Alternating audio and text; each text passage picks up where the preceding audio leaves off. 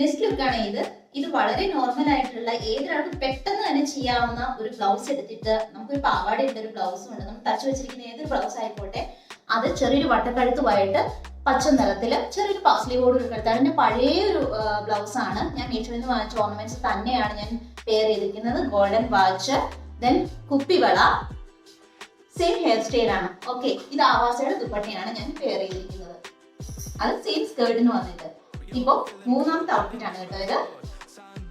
So ഇതാണ് കേട്ടോ എന്റെ ഔട്ട്ഫിറ്റ് വന്നിട്ട്.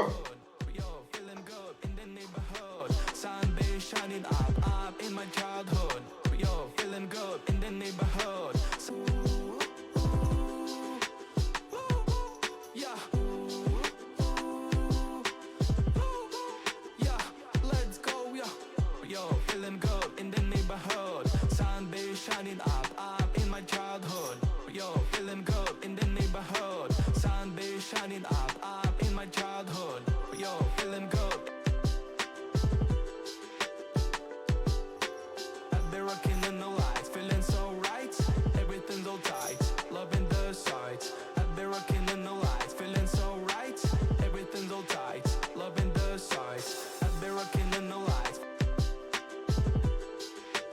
I've been rocking in the lights.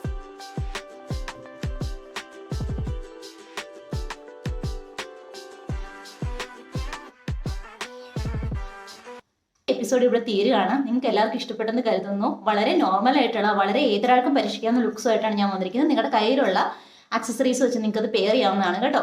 അപ്പോൾ ഇനി പുതിയ ഐഡിയകളും ഔട്ട്ഫിറ്റ്സും ഓർണമെന്റ്സും ഓണത്തിന് എന്തൊക്കെ നമുക്ക് പെയർ ചെയ്യാം, എന്തൊക്കെ നമുക്ക് ഉപയോഗിക്കാം എന്നുള്ള കൂടുതൽ എപ്പിസോഡുകളുമായിട്ട് ഞാൻ വരുന്നതായിരിക്കും ഓണം സീരീസിലൂടെ.